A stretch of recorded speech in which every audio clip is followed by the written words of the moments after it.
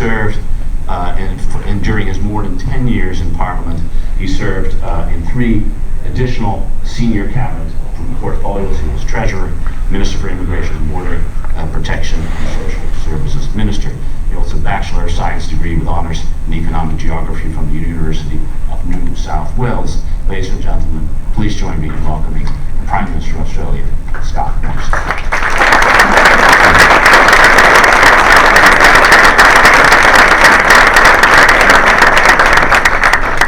Thank you very much, Evo, and thank you all for coming out here this morning. The Council is a 98-year-old organisation that has stood for the opportunity to come from whatever your perspective, and today I come from the Australian perspective, and to contribute some of our thinking on what is a very complex world at the moment and where Australia sees its role in it, and particularly our relationship with the United States. And so this is a great opportunity.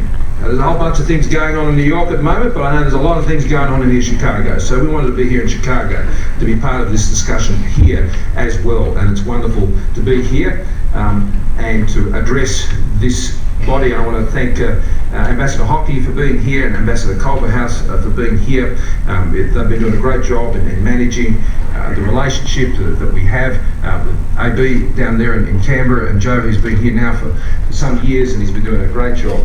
And David Bushby, who's our new Consul General, and he's just taken up the role here very recently here in Chicago, and we're looking forward to the great work he's going to be doing.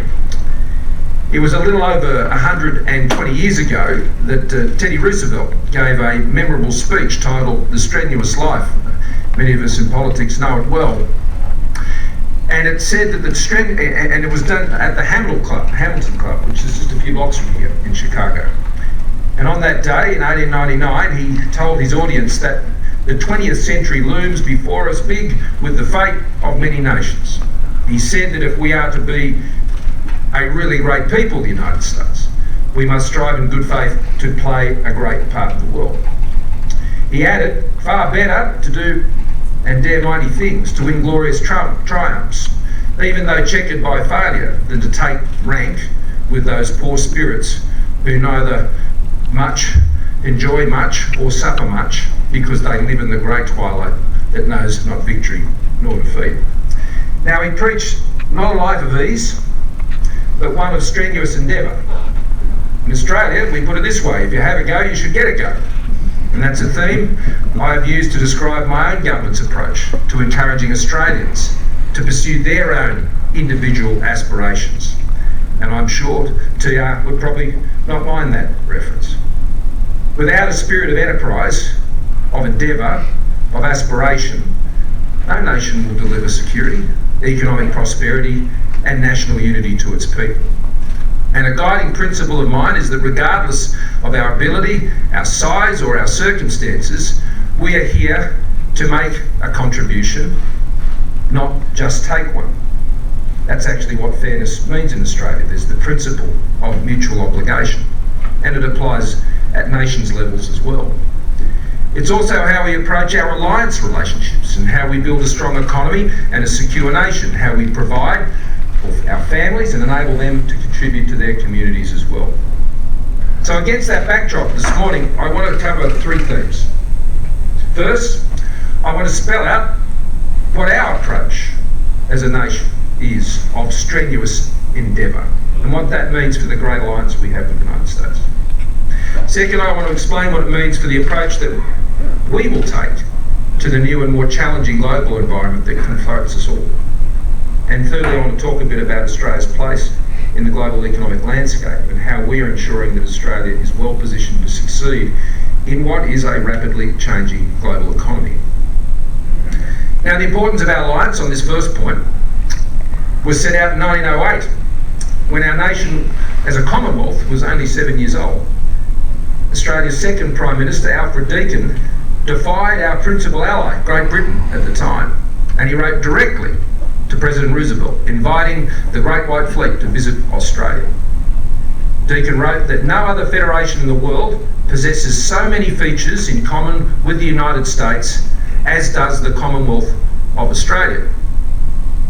President Roosevelt's Secretary of State strongly recommended that Australia be added to the fleet's itinerary, and he told the President, "The time will surely come, although probably after our day, when it will be important for the United States to have all ports friendly and all causes of sympathy alive in the Pacific." That was a long-sighted view, and it's proved to be true. The fleet certainly received a friendly welcome in the Port of Sydney, which is Joe and my hometown. On the 20th of August of 1908, it is said that well over 500,000 Sydney sailors turned out to watch the arrival of the fleet. We saw at the Pentagon just this week a shot of that scene. Now that's quite a turnout for a city whose population at the time was only 600,000. That was a big crowd. It was the largest gathering yet seen in Australia, far exceeding the numbers that had celebrated even the foundation of our Commonwealth as a nation just 7 years before. Now that visit was the beginning of a strong, enduring partnership between our nations, and we've been alongside each other in every conflict since. We've always been prepared as Australians to make a contribution to that alliance and that relation, not just take one. And as a result, you do that over 100 years and more, your alliance only gets stronger and stronger to the point where it is today. Our public support for alliances like ours is incredibly strong. And your council's own survey, as we were just discussing outside, of public attitudes to foreign policy, published early this month, found support for America's security alliances has never been higher. And we welcome that. You can be assured that we are determined to continue to expand and strengthen our alliance. On this visit, we have agreed to increase our cooperation in space research. Now, this isn't about Australian writing cheques to NASA or anything like that. This is about Australia as a Commonwealth investing in our own businesses in Australia, our own capability in Australia, to create jobs in Australia, in our space industry, so our space industry can participate in the noble and visionary project of the return to the moon. Not about writing cheques to NASA. NASA's got plenty of cheques. But the Australian industry needs to develop. And this is about, frankly, it's about 20,000 jobs in Australia and turning an industry in Australia into a $12 billion industry by 2030. And so that industry in Australia can partner and participate with commercial partners here in the United States. And we're also working together to build an integrated supply chain on rare earths and critical minerals. This is both a strategic as well as an economic issue for Australia, essential for our defence and high technology applications. And we are deepening cooperation on so-called frontier technologies that will shape the global economy for decades and beyond, very much in both our national interests. We are substantially increasing our economic, security and infrastructure cooperation in the Southwest Pacific. We are modernising our alliance cooperation arrangements. And the bottom line is that we made a commitment to the alliance, we meant it, and we will never take it for granted. Because there is a temptation and a great danger in complacency around alliances. To welcome the protections that are provided by them, but not necessarily the obligations. It's a temptation that thankfully our nations have meticulously resisted and continue to. We are committed to working with the United States internationally because we agree it has borne too many burdens on its own. Australia will continue to pull its weight. We look to the United States often, but we don't leave it to the United States. We do not opt for the grey twilight. We do not shrink from strife. The challenges of a changing world are things we confront. So, ladies and gentlemen, we are grappling with the end of one era now, and really what is the dawn of the other, another. Like TR more than 100 years ago, we confront a changing economic order and transformative technological change. This isn't fresh news. Like TR, we should approach this challenge with confidence, resolve, and clearly articulated principles to guide us. And this is the central focus of what my government and what Australia is doing in the Indo-Pacific. It's the region where we live. It's our neighbourhood. It's the region that will continue to shape our prosperity, our security, our destiny, and increasingly a global balance of power. Our engagement with the Indo-Pacific will be shaped by 5 key principles. Firstly, a commitment to open markets and the free flow of trade based on rules, not power. Respect for sovereignty of nations, their independence, irrespective of their size, from the smallest Pacific nation to one of the greatest and largest economies in the world. A commitment to burden sharing with strong and resilient regional architecture, respect for international law and the settlement of disputes, and a commitment to work together to resolve challenges of common interests, including, particularly, on our oceans. We're the biggest island continent in the world. Our oceans impact heavily, not just on our economy, on our security, but how we do life in Australia, and always have. Not just in modern times, but going down over 60,000 years of the oldest living culture in the world, our Indigenous Australians. Oceans, climate, illegal fishing, and plastics pollution, practical issues that need addressing. We also need to work together to find ways to reduce trade tensions that have developed over recent years. China's economic growth is welcomed by Australia, and we recognise the economic maturity that it is now realised as a newly developed economy. This was the point of the world's economic engagement with China. Having achieved this status, it is important that China's trade arrangements and participation in addressing important global environmental challenges like the ones I've just mentioned, that there is transparency in their partnerships and support for developing nations. All of this needs to reflect this new status and the responsibilities that go with it as a very major world power. The world's global institutions must adjust their settings for China in recognition of this new status. That means more will be expected, of course, as has always been the case for nations like the United States, who have always had this standing in the world today. So it's also true that China's economic expansion, though, was made possible by the stability underwritten by US strategic engagement and the international community who built the global trading system and welcomed China's accession to the WTO.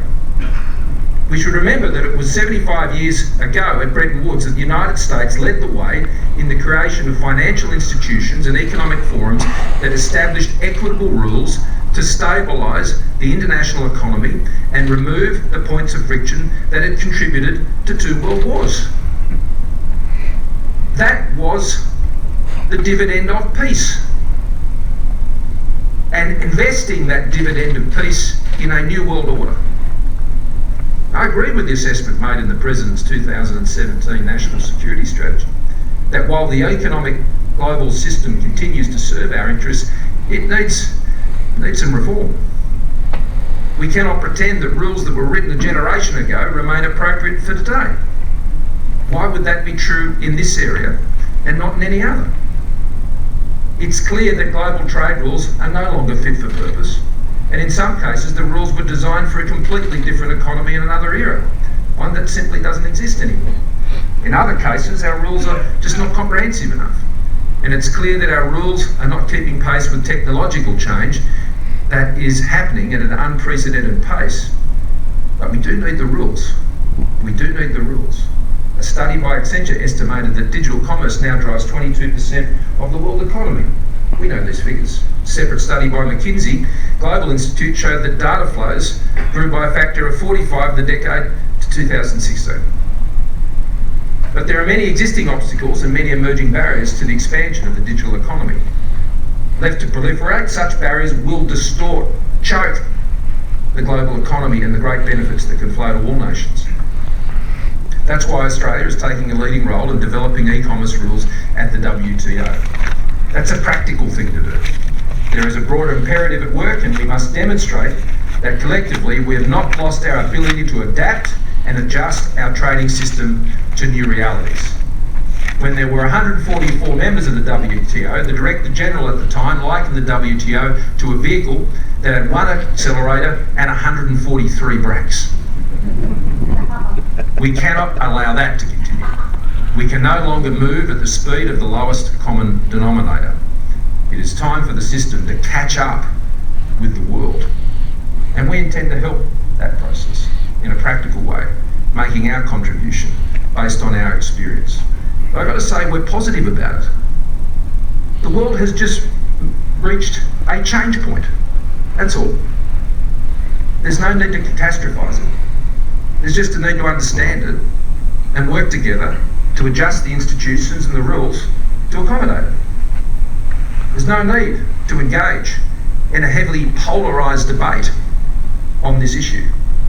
There's a much more practical issue at the heart of all this, and we just have to reset to ensure that that can provide the same peace, stability and prosperity that happened last time. We're totally up to it. We still have the wit and the wisdom and the capability to achieve it. And so, Australia won't be a bystander in that process. We'll be involved. We'll be rolling our sleeves up. We'll be playing our part. And just in case you think we're doing that because we're just terribly wonderful, friendly, affable people, which we are, by the way, the real issue is, it's in our national interest. The reason we're here today, it's a great council, it's a great institution. I'm here today because 1 in 5 Australian jobs depends on trade. And our connection with the rest of the world depends on that. I'm here today because what's happening with plastics in our oceans is bad news for our local environment back in Australia. So we need to do stuff about it. I'm here today because of our friends in the Pacific and our family in the Pacific. People are stealing their fish. That's got to stop if they want to have a secure future for their families and for their people. And these issues are the things that move the dial on all of that. Ladies and gentlemen, moving on to the third point I want to talk about today. TR was right when he said in this city 120 years ago that no country can long endure if its foundations are not laid deep in the material prosperity that comes from thrift, from business energy and enterprise. Australian government understands this point very acutely, and my own government is unashamedly pro-growth. Every time the issue of inclusive growth comes up, I say, well, you've got to have growth first for it to be inclusive. And there is a simple reason for our view. Without a strong economy, you cannot provide your citizens with the living standards they aspire to, the essential services they rely on, the protection and conservation of the environment they live in, and the security under which they wish to shelter. And that is why my government will always seek to promote and reward enterprise and aspiration. And I think this is one of the great connection points between Australia and the United States. And we've talked a lot about it during this trip. The Australian economy is now in its 29th year of uninterrupted economic growth. That's a world record. I think it's one of our nation's greatest achievements, if not our greatest achievement. Since 1992, Australia's economy has grown faster than any other developed country in the world.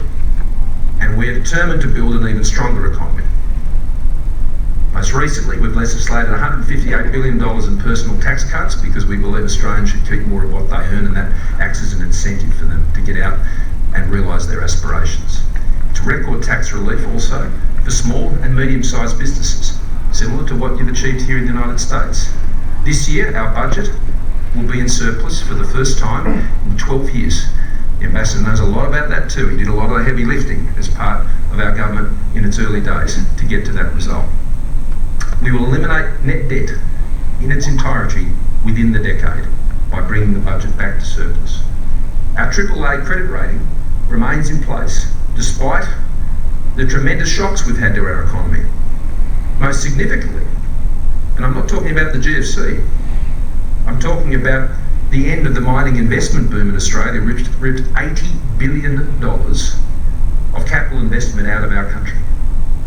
Now that put quite a shock through the system, far greater than the impacts of the global financial crisis, which was of more acute effect in the North Atlantic.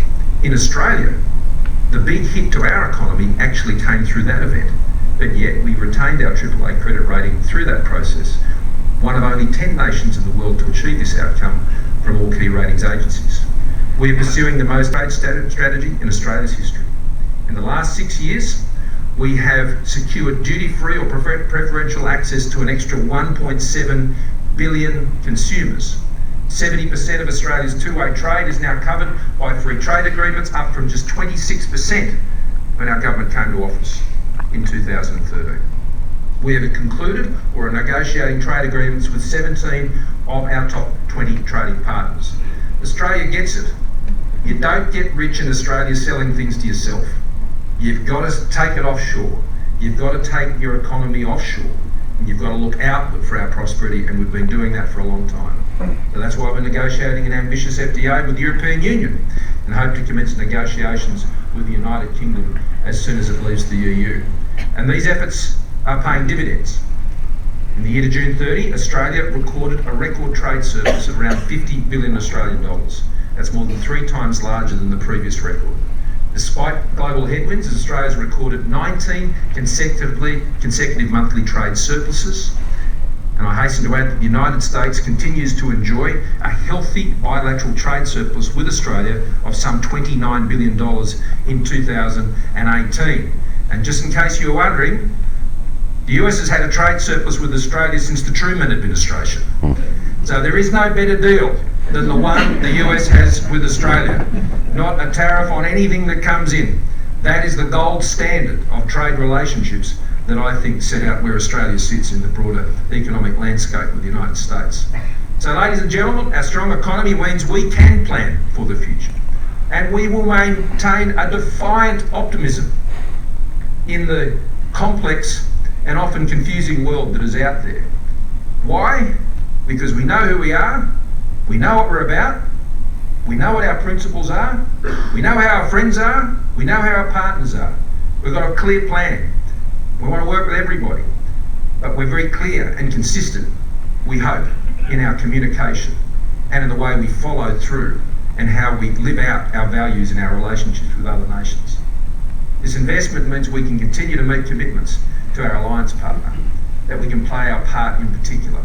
We are building a stronger defence force by restoring defence funding to 2% of GDP by next financial year. That will make us, by the way, the second of all the Five Eyes countries, and make us greater than the United Kingdom, and make it also greater than Japan, and it'll also make us greater than Germany. And we have embarked on the largest restoration and regeneration of our Navy since the Second World War, investing $90 billion to invest in 57 new vessels, built mainly in Australia, if not all. And this is part of a broader $200 billion defence capability upgrade that we're doing. And we rely on the United States for a large share of this equipment. Australia spends over $4.4 billion on US military hardware annually, and that's more than $12 million per day Australian. And it means we're one of America's most interoperable allies, and most trusted, I would say also. We are modernising our national infrastructure to ensure our economy is even more efficient and more productive. We're investing $100 billion in nation-building infrastructure over the next decade. That's a plan that others can invest in as well.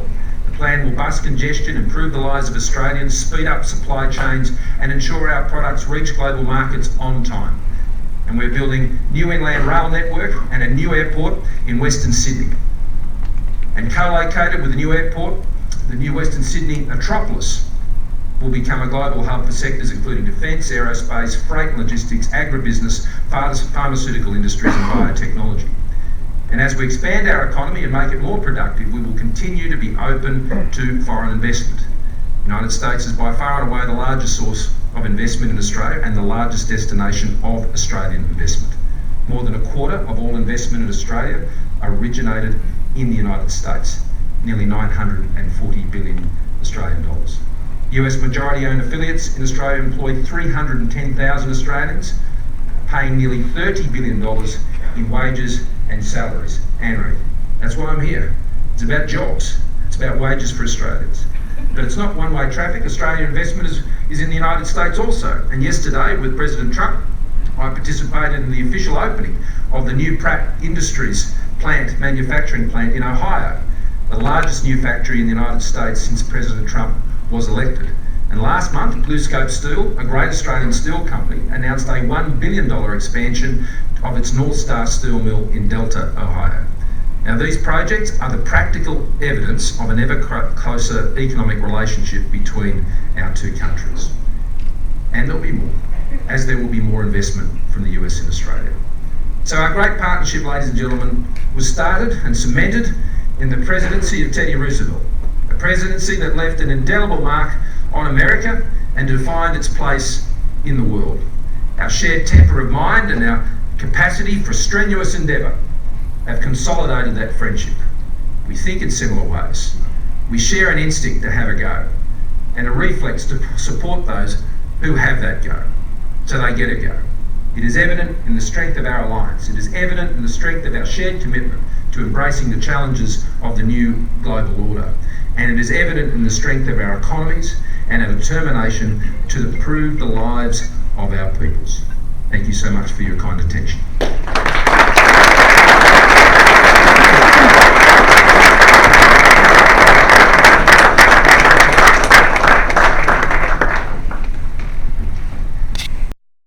Well, I think in the two examples that I outlined in terms of Australia's big investments, whether it's BlueScope or what Anthony Pratt has been doing down there in Wabakaneta. There you go, I got it right this time. That speaks, I think, of the ingenuity of Australians to understand where the opportunity is. I mean, I talk about Anthony's business. I understand he's in 27 states now, but what Australia has done in the recycling of paper and the mills process and the technology that they've built there through Pratt Industries in Australia, he's basically brought that model to the United States where the level of recycling is much, much lower. So his business in Australia is probably about half, more than half the market in Australia, 55% in the box market of recycled paper. In the United States, it's about 5%. But they have the technology and the know-how and the ability to turn that into something much greater than that. And they're doing something quite different to everybody else. But they're also doing something quite important, I think, environmentally as well. And I think Anthony wouldn't like me to sort of describe him as a sort of an environmental warrior, although they're the outcomes that he's achieved. But his business model is just good for the environment. And that's where I think he's really merged these two things. So why am I telling this? I'm telling this story because Australians are quite innovative investors. We're developing great technology in Australia to solve some of these big challenges. My own government is going to focus very heavily on the technology around waste management. It's our waste, it's our responsibility. It's a very practical environmental objective that I want our government and our country to pursue. But it's going to create a lot of jobs too. It's going to create lower cost industries for Australia. And it's going to create a clear environment. So it's just win-win-win. And so where we can see those opportunities, and I think there are a lot of those across the United States, and we can bring a lot of that know-how from what we're doing in Australia here in the United States. And similarly, I think the partnerships we can have in the agricultural sector, the ag tech sector, the fintech sector, I mean the entire Midwest, so much of its services, its primary industries depends on this new technology. I mean, technology is going to shape a lot of the opportunities here. Farming practices are going to change. In Australia at the moment, we are going through the worst droughts on memory. But the resilience, the drought is not a new thing in Australia. And so our farmers have had to, by sheer necessity of the environment they live in, had to develop some of the most advanced farming practices in the world. So there's a great deal to do and learn off of each other. And I'm sure David will be exploring all of this in his new role. You talked about China. You described China as a success, in fact, of our policy. I think most people would agree with that, but we are at a stage where there is a debate, certainly in the United States, about what the meaning of that success. So in our own opinion polling, we find a very divided public between those who think that China's emergence as a world power represents a critical threat to U.S. security, and those who say, no, actually it's something that we can deal with.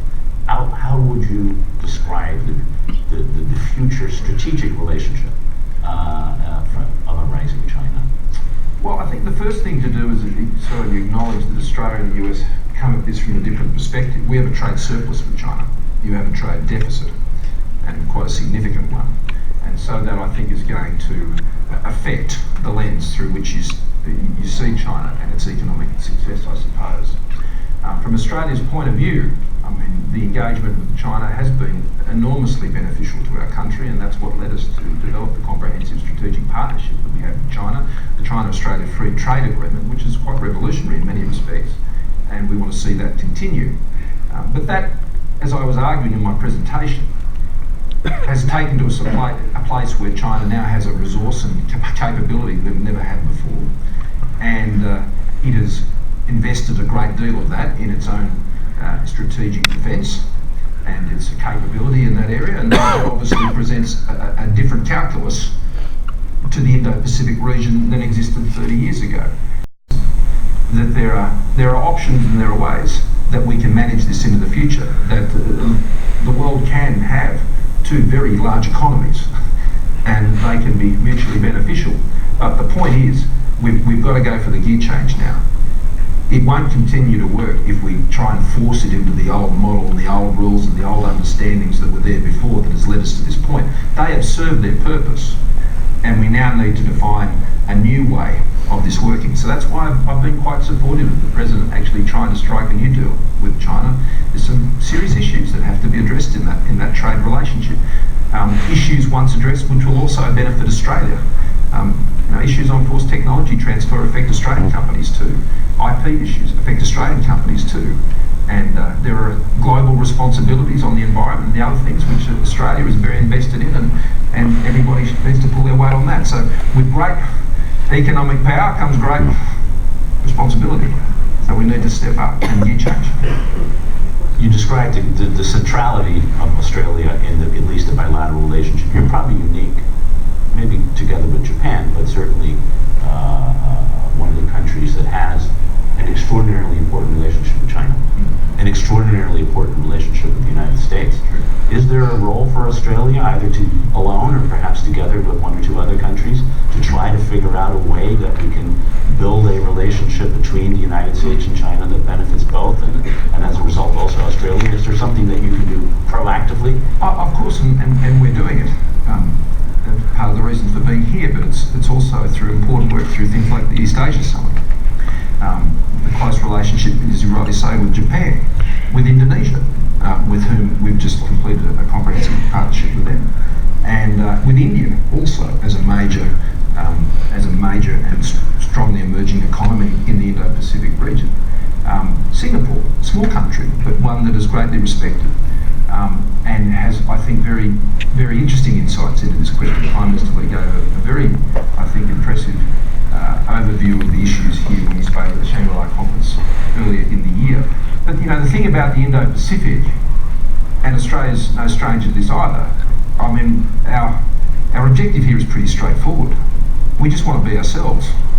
We want to be independent, sovereign nations, and to be able to get on and do what we do and run our countries the way our people choose to. And that's what is prized. And I find there to be a great complementarity of that objective amongst nations of the Indo-Pacific. We all have our different histories, we all have our different ideologies or philosophies and systems of government and all this, and this is why I'm always encouraged by the ASEAN nations, a more eclectic group of nations you couldn't find, but they've been working pretty closely together for 45 years. And I think that shows the attitude of the Indo-Pacific, and that's why ASEAN has always been very much at the centre of how we look at the Indo-Pacific. We enjoy that relationship. So understanding that nations in the Indo-Pacific simply want to be independent and sovereign, I think is the basis for great engagement and a coalition of positive intent. I know we're out of time, so I'm going to ask one softball question for you, which is, and it's coming actually from our audience, this is even better. What do you believe Australia or Australians do better than any other nation that we in the United States should bring into this country? What do we do better? Look, there's heaps of things we do better. I know it's difficult. Yeah, we're going to have to push our flight back. I'll tell you what's most important. I think what Australia really brings to the table is we're a massively optimistic people. glass-half-full country. We're a country that we believe has achieved amazing things, and we tend not to crow about it. We're quite understated. But we're a very strong and resilient country and proud of what we've achieved and what we're doing in the world. And most importantly, to lift living standards for our own people. We've got our challenges, as I said. The drought at the moment is breaking the nation's heart. And while I'm a long way away from home, this is something that I'm getting regular reports on, and I'm looking forward to getting home and getting out in those rural communities where they're really hurting. But despite droughts, despite floods, despite wars, despite economic challenges, despite being a long way away from the rest of the world where commerce was traded for centuries, we have prevailed and succeeded. And why? Because we have a go and we get a go. And when we do that, I think we add something very special to the world.